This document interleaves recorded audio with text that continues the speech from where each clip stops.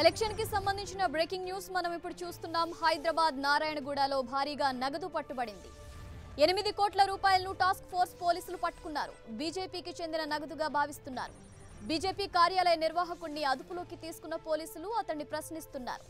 Party అధ్యక్షుడి ఆదేశాల మేరకు బ్యాంక్ నుంచి డబ్బులు డ్రా చేసినట్లు నిర్వాహకుడు చెప్పినట్లుగా తెలుస్తోంది.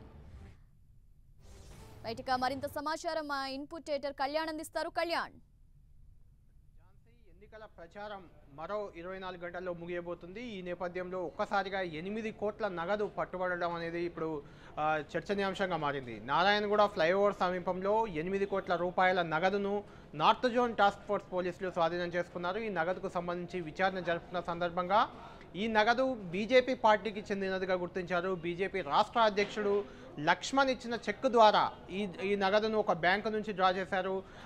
ఆ బీజేపీ కార్యాలయ నిర్వాహకుడితో పాటు మరో 6 ఈ నగదును తీసుకెళ్తుండగా నార్త్ జోన్ పోలీసులు అరెస్ట్ చేశారు. టాస్క్ ఫోర్స్ పోలీసులు విచారణ జరుపుతున్నారు. అయితే సరిగ్గా 24 గంటల ముందు ప్రచారం ఉందనగా బీజేపీ పార్టీ నగదు ఇంత పెద్ద ఎత్తున పట్టుబడడం అనేది ఇప్పుడు చర్చనీయాంశంగా మారింది. ముఖ్యంగా ఈ నగదును ఎందుకోసం తీసుకెళ్తున్నారు అంటే ఎన్నికల ప్రచారం కొద్ది గంటల్లో ముగియబోతున్న నేపథ్యంలో ఈ నగదును ఖచ్చితంగా ప్రజలకు ఇవ్వడానికే తీసుకెళ్తున్నారా, లేదంటే బీజేపీ పార్టీ పరంగా అఫీషియల్గా ఈ నగదు తీసుకున్నప్పటికీ ఈ నగదును ఏం చేయబోతున్నారు అంటే మరో 24 గంటల్లో ఈ నగదును ఏ రకంగా ఖర్చు చేయబోతున్నారనే దిశగా కూడా పోలీసులు విచారణ చేస్తున్నారు. మొత్తానికి ఇంత భారీ మొత్తంలో నగదు ఇప్పటివరకు తెలంగాణలో ఎన్నికలు ఏపీ తెలంగాణ 2 రాష్ట్రాల్లో ఎన్నికలు జరుగుతున్నప్పటికీ ఇంత భారీ మొత్తంలో ఇప్పటివరకు నగదు ఒక్క దగ్గర పట్టుబడ్డ దాఖలాలు లేవు. గతంలో ఒకసారి జయబేరి సంస్థలో కొంత నగదు పట్టుబడ్డప్పటికీ ఇప్పుడు భారీ ఎత్తున ఒక్కసారిగా 8 కోట్ల నగదు లభించడం అనేది కొంత చర్చనీయాంశంగా మారింది. ఇప్పటి వరకు ఎన్నికల సంఘం దాదాపుగా 52 కోట్ల నగదును అంటే లెక్కలు తేలని నగదును మాత్రం స్వాధీనం చేసుకుంది. 52 కోట్ల మొత్తాన్ని